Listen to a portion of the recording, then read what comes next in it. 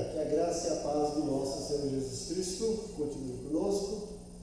Estamos aqui no nosso primeiro domingo de fevereiro, para a glória de Deus, domingo em que nós geralmente celebramos e comemoramos a ceia do Senhor. E agora, nessa manhã, estamos juntos para mais uma jornada de aprendizado da Palavra de Deus na nossa escola bíblica dominical. Uma escola que não dá diploma terreno, mas a nossa nota é a vida eterna, né? O diploma de vida eterna. Oremos. Querido Deus, como é bom estar na tua casa logo cedo, como é bom poder ter um tempo para meditar e aprender a tua palavra, vamos ter um tempo para sanar as nossas dúvidas, as nossas inquirições, aumentar o nosso conhecimento e aumentar a nossa maturidade. Somos gratos por esse período que temos todo domingo na Escola Bíblica Dominical. Te louvo pela vida das pessoas que têm atendido esse compromisso e vem aprender, vem crescer no conhecimento da tua palavra. Nós pedimos que tenhamos uma manhã tranquila, de bom aprendizado. Como fazemos todo domingo, apresentamos essa caixa com o nome das pessoas que precisam ser alcançadas pela mensagem do Evangelho. Como sempre, nossa oração, o Senhor use os teus servos que estão mais próximos para que levem a eles uma mensagem viva através de um testemunho de vida, caráter, conduta e ética. E que através desse testemunho essas vidas sejam impactadas e o teu Santo Espírito trabalhe nas mentes e corações, convertendo-os e que eles procurem uma igreja séria para congregar. Oramos também pelo culto da noite, que seja um culto marcado pela tua presença, que vidas sejam transformadas e vidas sejam salvas para o louvor da tua glória. Nós oramos ainda pela Dona Eunice, mãe do Ricardo, que se encontra naquela situação caótica, desenganada pelos médicos, mas nós cremos no teu poder, que o Senhor vai realizar o que é melhor para a família. Colocamos ela nas tuas mãos e te agradecemos por aquilo que o Senhor vai fazer. Em nome de Jesus, amém. Gente, estamos na nossa mais uma aula, né? Nosso estudo da carta aos Hebreus. Graças a Deus estamos aqui todo domingo, aprendendo um pouco mais da porção da palavra de Deus. Essa epístola, que é um tanto quanto complicada para alguns, mas quando a gente entende o propósito e vai trabalhando, a gente vai ver que isso clareia, ilumina, abre a nossa mente para tudo que está escrito, porque nada do que foi escrito aqui foi escrito por acaso. Hoje nós vamos começar um trecho longo que começa no capítulo 9 e vai até o capítulo 10, versículo 18, que continua falando sobre o ministério sacerdotal de Cristo, mostrando que o ministério sacerdotal de Cristo é superior, porque o seu sacrifício foi superior e ele, como sacerdote, também é superior.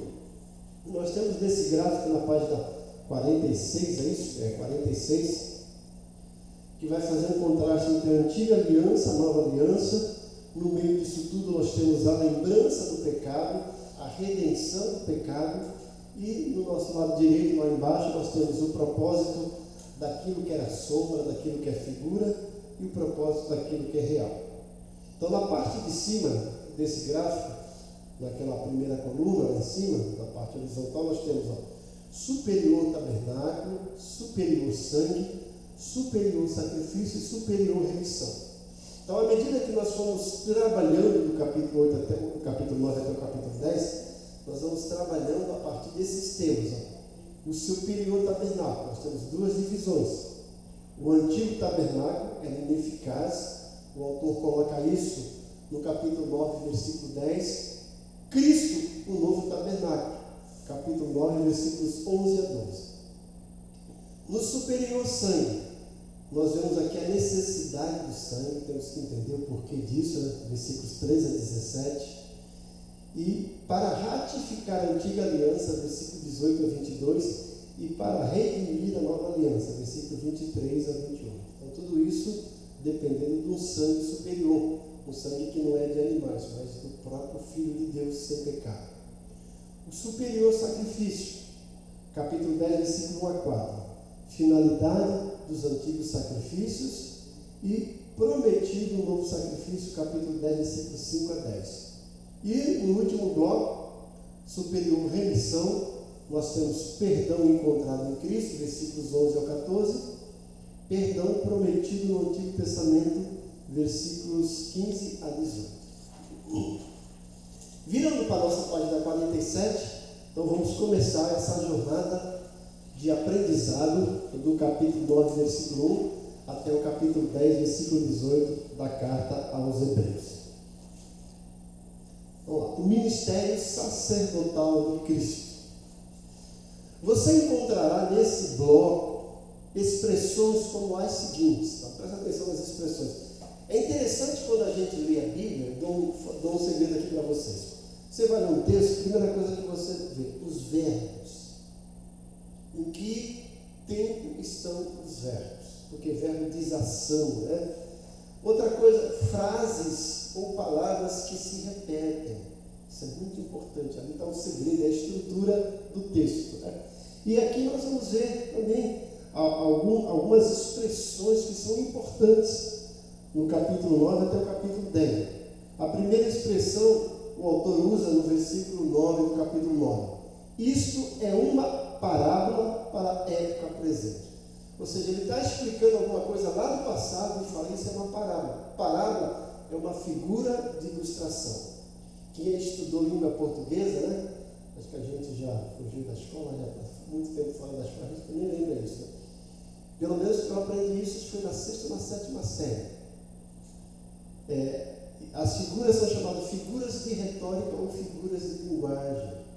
E elas estão divididas em categorias. Figuras de comparação, figuras de substituição, figuras que trazem alguma coisa, né? Então, tem bastante figura. Parábola é uma figura. A Bíblia está cheia de figuras de retórica, que são ilustrações, né? Então, nós temos parábola, metonímia, metáfora, nós temos hipérbole, hipocatástase. São nomes difíceis, mas quando a gente estuda, a gente entende o porquê. E o escritor está usando isso aqui. Ele está usando um texto e falando, isso aqui é uma parábola. Lembra que Jesus ensinava muito com parábola? Ele está dizendo, isso é uma parábola para a época presente. Então, uma ilustração que traz um esclarecimento, que traz luz a algo que parece obscuro. Outra expressão que ele usa no versículo 23, ó. As figuras das coisas que se acham nos céus. Então, mais uma vez, um tipo de ilustração, figuras, né? E a terceira expressão encontra-se no capítulo 10, versículo 1. A lei tem sombra dos bens vindouros, não imagem. Então, gente, essas três figuras de linguagem que ele vai usar, vai mostrar o quê?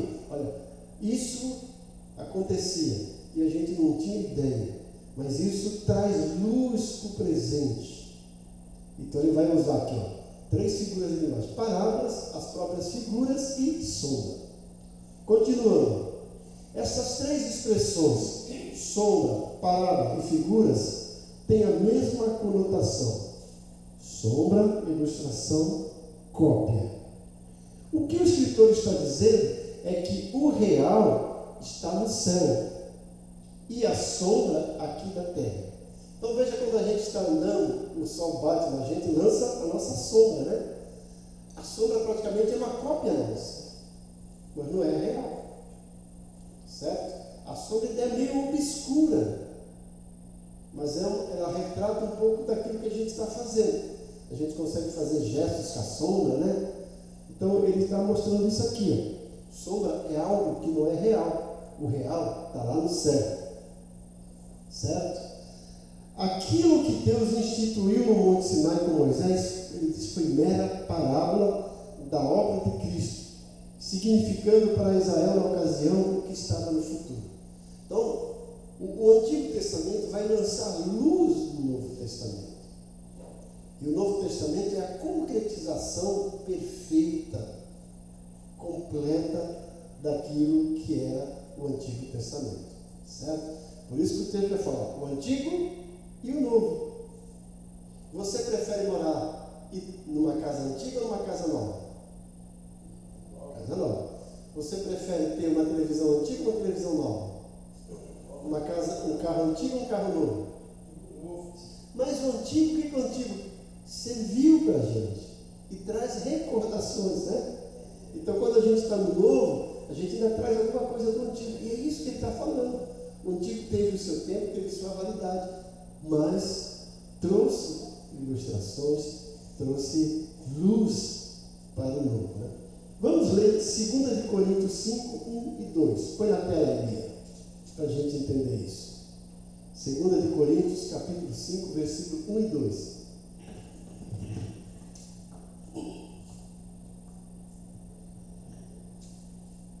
Olha o que o texto diz. Porque sabemos que, se a nossa casa terrestre desse tabernáculo se desfizer, está falando sobre o quê? Nosso corpo. Temos de Deus um edifício, uma casa não feita por mãos, eterna nos céus. Paulo está dizendo, olha, isso aqui vai acabar, mas nós teremos um corpo glorificado no céu, eterno. Versículo 2. E por isso também gememos, desejamos ser revestidos da nossa habitação, que é do céu. Corpo glorificado do céu. Então, basicamente isso. Tudo que foi escrito no Antigo Testamento é uma sombra do Novo Testamento. Tudo que nós estamos vivendo aqui na Terra é algo passageiro, certo? Que tem a sua validade, mas a nossa melhor coisa, o nosso melhor estágio vai estar no céu, certo? Seguindo aqui, o sistema levítico teve o propósito de trazer a realidade. Só em Jesus Cristo se pode alcançar a verdadeira realidade. E tudo mais só é válido se nos levar ao encontro com Ele. Na distinção entre figura e o real, vemos a fidelidade do sistema do Antigo Testamento. Deus inaugurou a ordem levítica com os sacrifícios e tabernáculo a fim de dar-nos uma pré-estreia das atrações vindouras em Jesus Cristo. O povo do Antigo Testamento não foi aperfeiçoado pelo sistema da Antiga Aliança. A sombra nunca aperfeiçoa. Só o real pode fazer. O que a sombra pode fazer, porém, é trazer-nos ao conhecimento que o real está logo ali no dobrar da esquina. O Antigo Testamento mostrou que tínhamos necessidade de um tabernáculo melhor, de um sangue superior, de um sacrifício superior e de um meio melhor para obter o perdão dos pecados. E isto encontramos na pessoa de Jesus Cristo. Ele veio para aperfeiçoar as pessoas. Isto ele está proporcionando um quê? Superior tabernáculo, uma superior aliança, um superior sacrifício e uma superior remissão. Então, lembra, olha, tudo isso aqui, gente, colabora, contribui para o propósito do autor que escreveu o livro de Hebreus. Quem escreveu? A gente não sabe especificamente, talvez Lucas. Mas para quem foi escrito, nós sabemos. Para os judeus que haviam se convertido ao cristianismo, mas por causa da perseguição do Império Romano, abandonaram o cristianismo e voltaram para o judaísmo, porque o judaísmo não era perseguido. Eles diziam a mesma coisa, o autor está dizendo, não é a mesma coisa. Vocês estão voltando para o antigo, estão repetindo coisas que não precisam mais ser feitas. Tudo isso aqui era uma sombra, era um projeto, era uma projeção. Vocês estão abandonando o superior para algo inferior. Vocês estão menosprezando, ignorando o projeto de Deus na vida do Filho dele, Jesus Cristo. Que isso não apenas é o melhor, mas é o essencial para nós.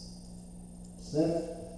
Então ele começa no versículo 1 ao versículo 10 mostrar sobre o superior tabernáculo, mostrando que o antigo tabernáculo era ineficaz. Vamos acompanhar a leitura do capítulo 9, versículo 1 a 10, para depois a gente entender isso aqui na nossa exploração. Capítulo 9 de Hebreus, versículos 1 a 10, diz o seguinte: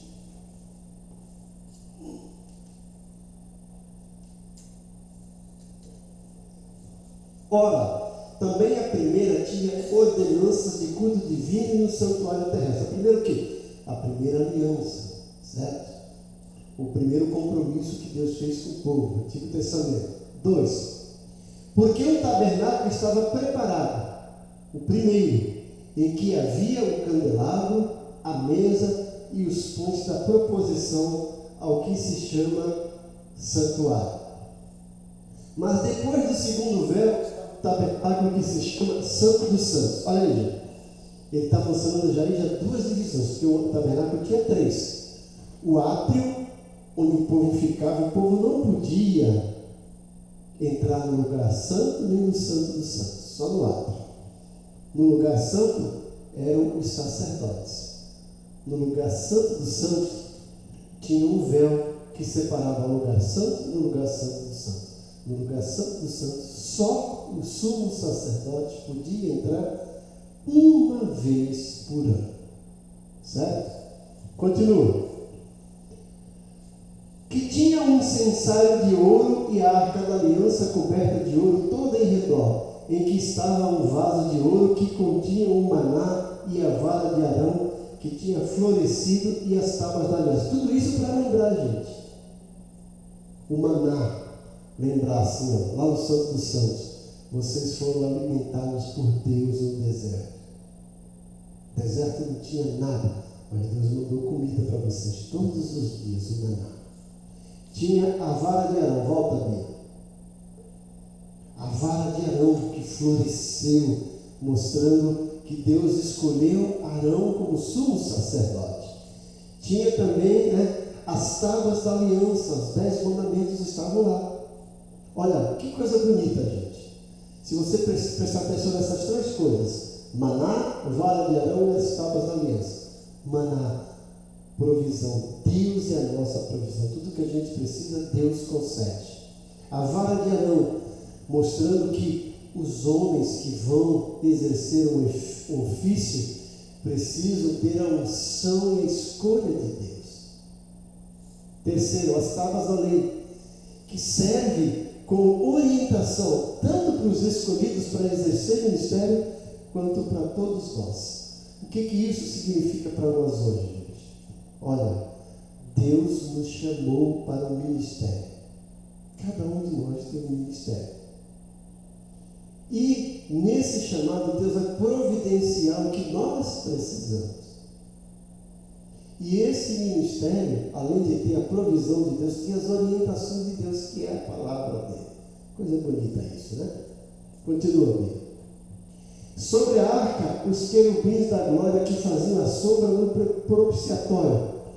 Os querubins que ficavam lá, os anjos, mostrando que ali também era um lugar de adoração. Nós somos chamados para adorar a Deus. E assim como os anjos eram mensageiros de Deus, nós somos os mensageiros de Deus. Faziam sombra no propiciatório, das quais coisas não falaremos agora particularmente. Ele está dizendo, tem tudo isso, depois eu vou esmiuçar isso para vocês. Eu já esmiucei um pouquinho, né? Mas ele está dizendo, vamos falar depois. Vai lá. Ora, estando essas coisas assim preparadas, a todo tempo entrava o sacerdote no primeiro tabernáculo, ou seja, no lugar santo, cumprindo os serviços. Mas no segundo, é o Santo do Santo, lá, só o sumo sacerdote, uma vez no ano, não sem sangue, que oferecia por si mesmo e pelas culpas do povo. Olha aí, gente. O sacerdote só podia entrar uma vez por ano. Só que antes de entrar, ele só podia entrar lá com sangue. Lembra que a gente canta? Pelo sangue, somos redimidos, sim, pelo sangue carmesim. Só podia entrar, só que primeiro ele oferecia sacrifício por ele mesmo, porque ele era pecador. Depois entrava para oferecer sacrifício pelo povo, pelas culpas do povo. Dando nisso a entender que o Espírito Santo, que ainda o caminho do santuário não estava descoberto, enquanto se conservava em pé o primeiro tabernáculo. Lembra? O caminho não estava descoberto, tinha aquele véu. E esse véu foi rompido quando Jesus morreu, dizendo, não tem mais separação, o véu foi aberto, nós temos acesso, não precisa ser com o sumo sacerdote, não precisa oferecer sacrifício nenhum, porque Jesus já ofereceu. E não precisa ser uma vez por ano, a gente pode entrar a qualquer momento. Que é uma alegoria, olha lá, a gente está dizendo, é uma ilustração, é uma sombra, né? É uma figura de linguagem. Para o tempo presente, em que se oferece 12 sacrifícios, que quanto à consciência, não podem aperfeiçoar aquele que faz o serviço. 10. Consistindo somente em comidas e bebidas e várias ablusões e justificações da carne impostas até o tempo da correção. Voltando aqui para a nossa apostila para a gente entender esse bloco. Então, a primeira divisão desse bloco vai mostrar que isso era uma sombra. O tabernáculo era uma sombra do tabernáculo superior que estava no céu. A passagem começa enumerando os utensílios do lugar santo e do Santo dos Santos, versículo 1, versículo 5. O acesso ao Santo dos Santos era limitado para revelar que o sistema levítico não poderia reconciliar a pessoa com Deus. O versículo 8 mostra isso. Esta é a primeira das fraquezas do sacerdócio do Antigo Testamento. O autor mostra isso. Olha, cumpriu o seu papel, tinha o seu valor, mas em relação a Cristo era fraco, ineficaz, inferior, passageiro. A segunda fraqueza era a sua incapacidade de limpar a consciência do ser humano. Tudo aquilo não atingia a consciência. O versículo 9 fala isso. As cerimônias só podiam purificar o homem exterior. Essas deficiências interrelacionadas deviam aguardar sua solução, como ele mesmo coloca aí, até o tempo oportuno da reforma, quando Deus corrigiria tudo por intermédio de Cristo. Então, esse autor de Hebreus, de uma forma brilhante, vai mostrar. Vocês lembram como é que é? Olha, nós, seres humanos, só ficávamos lá no átrio. Nós não tínhamos acesso às coisas melhores que estavam no lugar santo. Mas no lugar santo era para um grupo de pessoas escolhidas, os sacerdotes. Só que ali também não era algo superior, era intermediário. Para eles tinha algo que na época era superior, que era o Santo dos Santos. Só que para entrar no Santo dos Santos não era todo mundo, era só o sumo sacerdote. E ele precisava ultrapassar aquele véu que dividia. E só entrava uma vez por ano. Então o acesso não era livre, era um acesso limitado, restrito, condicional. E outra coisa, o sumo sacerdote, primeiro lá no lugar santo, oferecia sangue no animal para purificar a si mesmo, mostrando que ele era ineficaz e tinha pecado. Depois ele entrava para oferecer sacrifício pela culpa dos homens. E o autor diz muito bem, só que esse sacrifício não purificava a consciência. Já o sangue de Jesus é diferente. E ele mostra isso de uma forma brilhante. Olha, sacerdote pecador. O dia de Yom Kippur, que era o Santo dos Santos, era só uma vez por ano. Mas aquilo não tinha aquele poder universal de alcance, né? De longo alcance. Porque embora fosse uma vez por ano, se no outro dia o camarada pecasse, ele tinha que ir lá levar sacrifício para o sacerdote de novo. Então não era algo eterno, eficaz. O autor está dizendo, tudo isso era sombra, era uma alegoria, mostrando que precisava de ser aperfeiçoado. E essa perfeição veio em Jesus. E aí ele vai mostrar no versículo 1, 11 e 12, que Cristo é o novo tabernáculo. Se aquilo era passageiro, não era real, era apenas sombra, alegoria, agora ele vai mostrar a realidade. Versículo 11, 12, capítulo 9. Põe aí, Bia.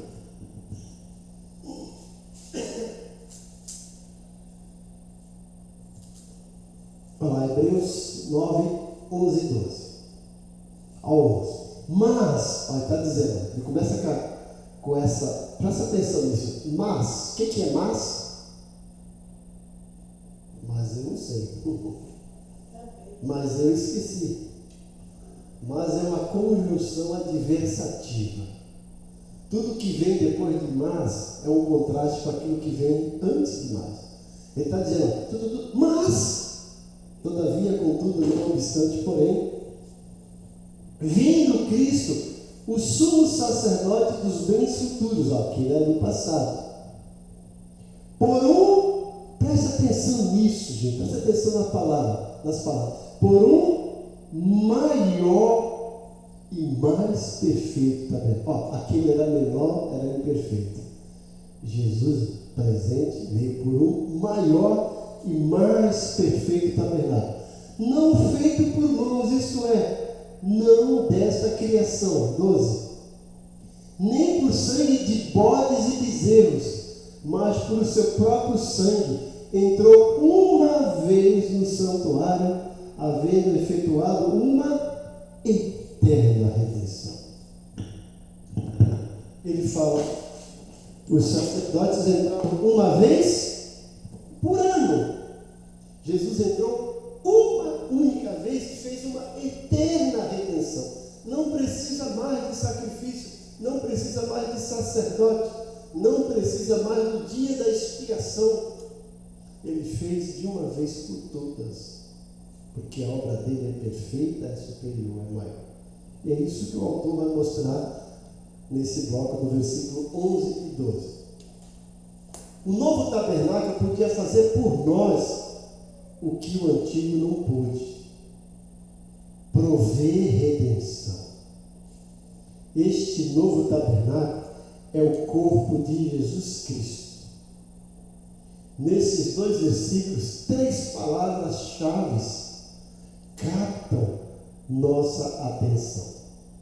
As palavras veio, entrou e obtido. Presta atenção. Veio.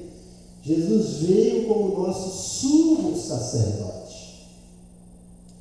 A finalidade de sua vinda era morrer mediante a morte, e mediante a morte satisfazer a ira de Deus contra nossos pecados. Jesus veio e satisfez a justiça de Deus. Eu gosto, gente, de Romanos 5:26, 3:26, quando Paulo fala assim, olha, ele é um juiz justo e que satisfez a sua justiça. Então, quando Jesus morreu e se ofereceu por nós, ele satisfez a justiça de Deus, mostrando que Deus é justo, mas ao mesmo tempo é justificador. Justifica o nosso erro através do sacrifício de Jesus. Isso é uma coisa linda. Agora, a segunda palavra é veio. Perdão, entrou, né? A primeira é veio, a segunda é entrou.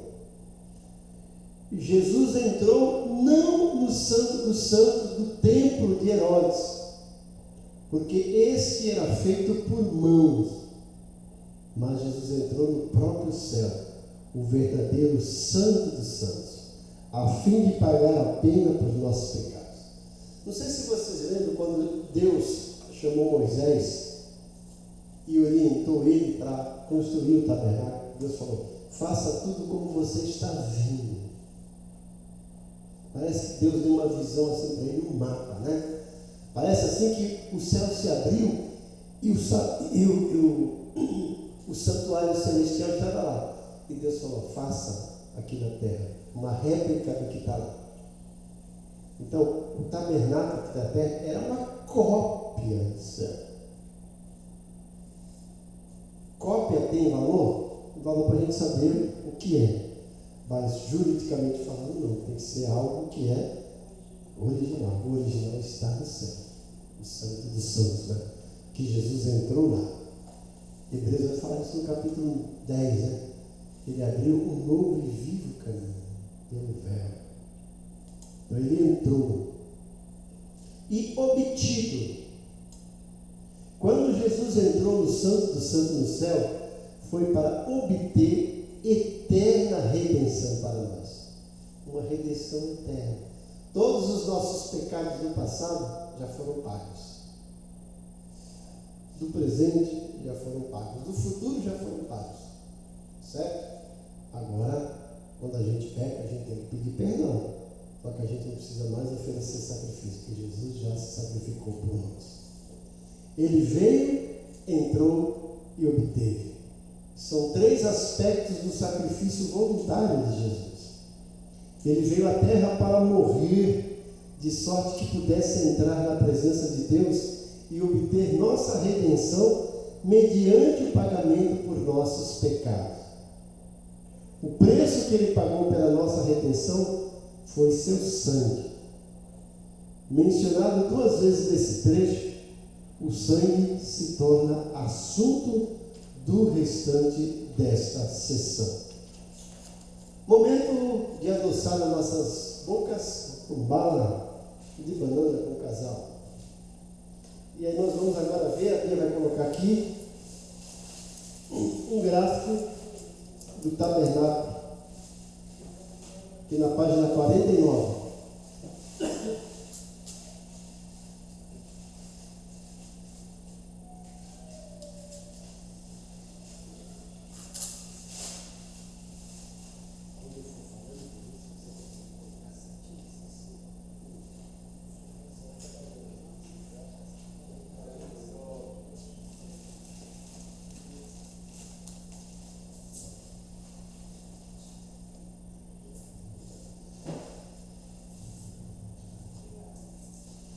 Nesse gráfico que vocês estão vendo na página 49, nós temos uma visão assim de cima do que era o tabernáculo. Vocês estão vendo essa forma retangular aí por fora? Como que era o tabernáculo? Gente, eles estavam no deserto. Aí eles paravam e aí eles montavam as estacas, né? Que era forma de tenda, e colocava essas lonas, né? Cada quadradinho desse aí que vocês estão vendo, nesse retângulo maior, era uma coluna de estaca que eles ficavam e colocavam aquelas tendas. Esse lugar assim fora é chamado átrio exterior. Vocês estão vendo aí embaixo? A palavra átrio exterior, todos viram aí? Então esse átrio exterior que é a parte de fora é onde o povo ficava. O povo só podia ficar ali em volta, não podia entrar no santo lugar. E ali fora tinha o altar de bronze e a bacia de bronze, onde os sacerdotes faziam suas purificações, lavavam, pegavam os animais que o povo levava. E aí eles pegavam isso e entravam aqui, nesse santo lugar. Vocês estão vendo que nesse santo lugar, vocês estão vendo 3 retângulos aí, né? E aí em cima mostra que são esses 3 retângulos. Nesse santo lugar entravam os sacerdotes e até os sumos sacerdotes também. E o que tinha nesse santo lugar? Está lá em cima, lá, gente.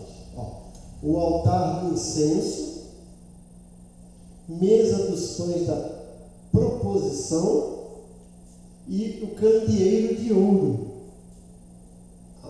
Mais à frente a gente vê o que tudo isso significa. Então isso é um lugar santo.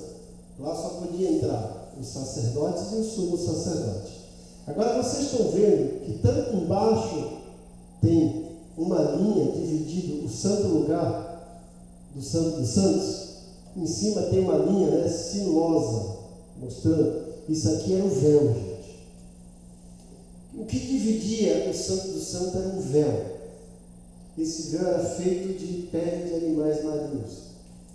E era tão forte que, segundo os estudiosos, 2 juntas de boi não conseguia romper. Agora, lembra o que aconteceu quando Jesus morreu? Esse véu foi rasgado de alto a baixo, mostrando que agora nós já temos acesso. E lá no lugar santo do santo, vocês veem que só tem aqui embaixo um quadradinho. E lá em cima está dizendo, é a Arca da Aliança. Então, havia a Arca da Aliança. Quando se fala assim, propiciatório era a tampa da arca, né? Feita de madeira e coberta de ouro. E na tampa da arca tinha 2 querubins, 2 anjos, né? Com as asas abertas, um olhando para o outro. Dentro da arca, nós vimos lá que tinha o quê? maná, a vara de Arão e as tábuas da lei. Para o povo lembrar, né? Deus fez um pacto lá no Sinai. Trouxe através de Moisés a lei, os 10 mandamentos. Para a gente ter regras, orientações para a nossa vida. A vara de Arão que floresceu, mostrando que Deus escolheu pessoas, sacerdotes, para interceder pelo povo. Eram ministros de Deus, escolhidos por Deus para trabalhar para o povo. E tinha o maná, mostrando no deserto vocês não morreram de fome. Veio comida. E essa comida veio lá do céu. E que Deus dava todo dia. Aí a gente lembra, o pão nosso de cada dia. O maná era assim, gente. Deus falava para o povo, vocês vão e colham só para o dia. O que acontecia? Tinha os gulosos que iam lá e tentavam guardar para outro dia. O que acontecia? Apodrecia. Pegue só para o dia. Porque todo dia quando caía a alva, logo cedinho a réu, eles iam lá e pegavam o maná, a porção para o dia todo. Aí Deus dizia o seguinte, olha, se você pegar mais, o que vai acontecer? Apodrecia. Mas veja como isso era um milagre de Deus. No sexto dia, Deus falava assim, olha, no sexto dia eu vou dar em dobro. Aí sim é para vocês guardarem, porque no sétimo dia não terá. Então o que acontecia? Eles pegavam a porção dobrada no sexto dia. Não apodrecia. Mas ainda tinha uns gulosos que lá no sétimo dia queriam pegar. Deus falava assim, Moisés, estão de brincadeira, né? Olha. Então, preste atenção, tudo isso tem um significado, né? Deus mandou guardar nem só para guardar, não. Era para lembrar, olha, vocês são meu povo e eu sustentei vocês dando alimento que vem lá do céu todos os dias. Para cuidar de vocês, eu coloquei pessoas aqui que foram escolhidas por mim. E eu mostrei que foram escolhidas por mim para cuidar de vocês. E para cuidar dessas pessoas escolhidas por mim, para cuidar de vocês, além do alimento diário que eu dei a minha palavra, que serve de orientação para vocês me servirem, para vocês conviverem uns com os outros e vocês cuidarem de si nesse mundo. Veja como Deus é fantástico, né? E tudo isso hoje nós temos em Jesus. Bom, a semana que vem, para a gente não ficar aqui no meio, nós vamos tratar do versículo 13 ao versículo 17, né? Mostrar que além do tabernáculo superior, que é o próprio Jesus, ele também tem um sangue superior. Nós vamos mostrar isso a semana que vem. Então, leia em casa o capítulo 9, todinho, até o capítulo 10, versículo 18, para vocês entenderem. Para ver, gente. Para que tudo isso que a gente estuda hoje? Para valorizar a nossa salvação. Veja que a nossa salvação foi preparada desde a fundação do mundo. E Deus vem trabalhando até chegar em Jesus, que é a perfeição de Deus. E Jesus cumpriu tudo o que era necessário para que hoje a gente possa dizer, eu sou filho de Deus. Eu fui salvo pelo sangue de Jesus. Eu tenho vida eterna. E esse Jesus que veio do céu, que morreu por mim, e que voltou para o céu, vai voltar para a terra para levar a mim e os seus para morar com Ele eternamente no céu. Então, tudo isso é para mostrar que tudo que Deus faz por nós é por intermédio de Jesus. E Ele faz pensando em nós. Lembra daquela música? Eu sei que foi pago um alto preço para que contigo eu fosse um, meu irmão. Quando Jesus derramou a sua vida, Ele pensava em ti, pensava em mim, pensava em nós. E nos via redimidos por seu sangue.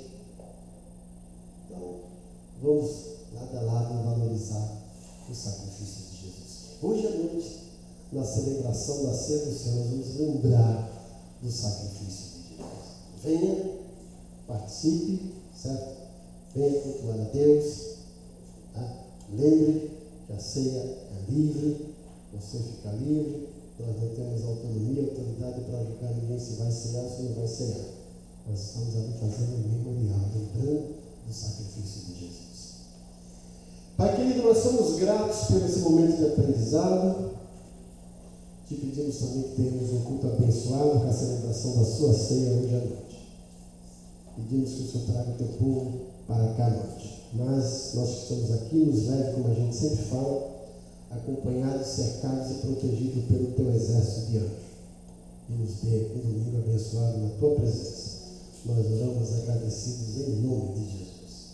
E que a graça desse Senhor Jesus, o amor de Deus Pai e a comunhão do Espírito Santo esteja com todos. Ebenezer? Isso. A gente lembra que agora em fevereiro nós teremos pregadores de fora, tá? No próximo domingo estará conosco o seminarista Antônio, vai pregar a palavra de Deus. Venha, tão forte.